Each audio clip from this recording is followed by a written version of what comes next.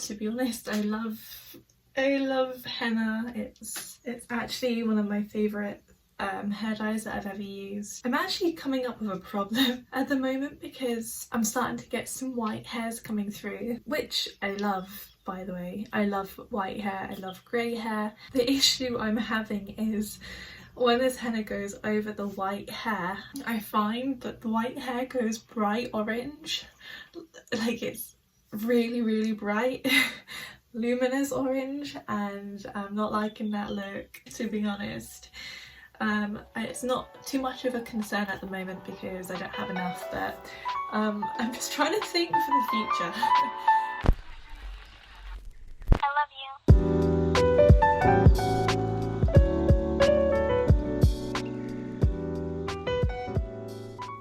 Today I wanted to go into how I dye my hair.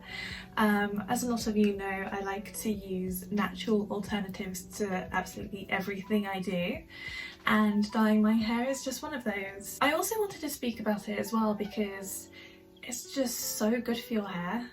It makes my hair really shiny, and I don't know if you can see, but it's getting quite long. And this colour really, really lasts. It never washes out, so I thought I'd kind of share this information because normal red hair dye that you get from boxes from the store, or even if you go and get it done professionally, they just don't last that long for some reason. And I find henna is just one of those magical beauties that just last and last and last, and I've been using it for years, and as you can see, my hair is really full and it has lots of volume. It's really shiny, it's really strong as well.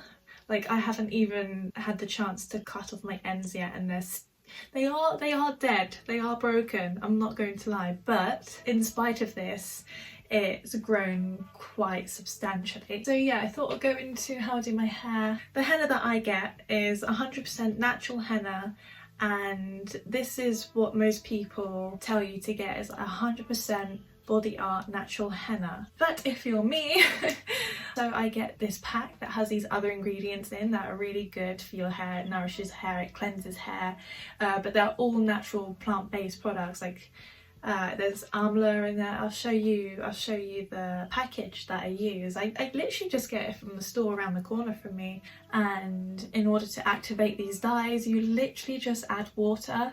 I know other people use other ingredients as well, like olive oil, or maybe they use some lemon juice to kind of make it brighter and really bring out the colour.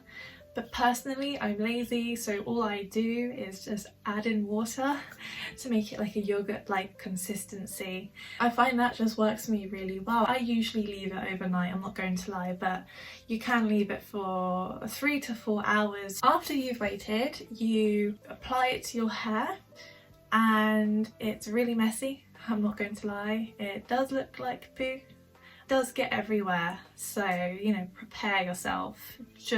Just prepare yourself. So this is what it looks like with the henna in here in my hair. It just looks like a bunch of goop.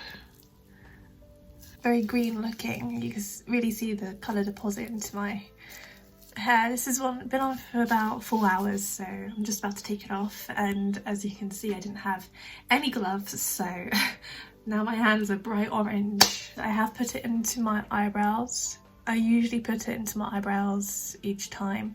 However, I don't really ever see a difference. I never see it colour my eyebrows, but I do it anyway, on the hopes that maybe one day it'll work. Although it's a lot of effort and it's a lot of mess, I keep going back to it for some reason. I really like the results. The benefits are definitely worth it in my opinion. So yeah, it's literally a case of adding water to the mixture, applying it to your hair, waiting with it in your hair. You should really wrap it up with something like cling film or maybe a plastic bag. You need to keep it moist for the colour to deposit into your hair. A lot of people leave it in their hair overnight. It's better to do it overnight because A, you're not seeing anybody, because trust me, you don't want anyone seeing you like that. If you do it at night time, you are able to give it a full 8 to 10 hours worth of dyeing, which can really get into your hair and deposit that colour. You'll end up with richer results.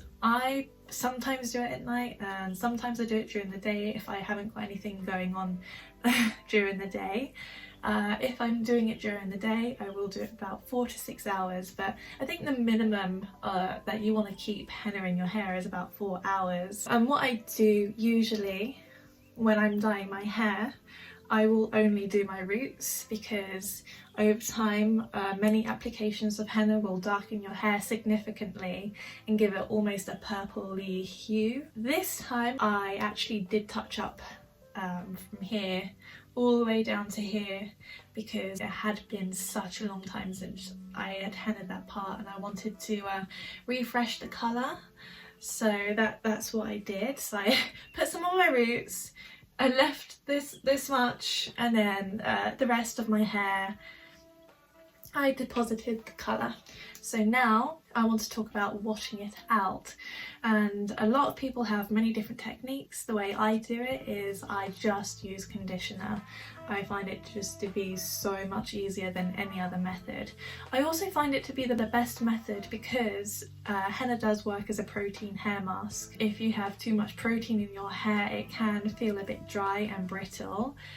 Because it's adding body to your hair, and if you're washing it out only with conditioner, you are adding more moisture to the hair, which kind of combats that kind of drier feeling and gives your hair a nice glossy shine to it. So it can literally be any conditioner. Rinse your hair first, thoroughly rinse it, loosen all that pigment, and then just squirt loads and loads of conditioner in there and just run your fingers through it. And I find the conditioner is really good at grabbing a hold of those henna particles, and as you wash it away with the water, then it kind of drags it out of your hair. The day that you do henna your hair is usually a lot brighter, and a lot of people don't like that. This is my hair just 2 or 3 days after hennaing it. So as you can see, the colour isn't so in your face, it is very natural looking, but just wait a couple of days and it'll oxidise and it'll turn out to be like this. But yeah, I think that's like all the information I have on henna. Like, I do it the laziest, easiest way possible, but I know a lot of people do come up with cool concoctions that they, make into the henna with the teas and the lemons and the oils. Some people actually use indigo in with their henna to create a black hair dye, which is also a really good natural alternative if you want to dye your hair black. A lot of people will mix cassia with henna. Cassia is very similar to henna, but it doesn't have the red pigment. So if you're not going for such a strong copper colour, if you want something a bit lighter or more of a strawberry blonde colour, say if you've got blonde hair and you want to go strawberry blonde, a lot of people will mix a little bit of henna with cassia together to create that look. Or if you want like a henna that doesn't deposit any colour, just use cassia. It does the same thing. It makes it shiny, it adds a lot of body in a protein kind of mask. It makes it healthy without the dye. So if you're loving your hair colour, definitely worth trying out cassia. However, I have never tried it before, but I have heard a lot of good things about it. Cautions with henna though. If you're going to henna your hair, it's extremely difficult to get out again. I don't recommend it if you're the kind of person who likes to change up their style a lot or hair colour a lot. It will cause you a lot of problems. You can get it out through bleaching and whatnot, but it's very damaging, and a lot of people will just have to end up cutting their hair off in the end, because even with bleaching they find that the red still doesn't come out.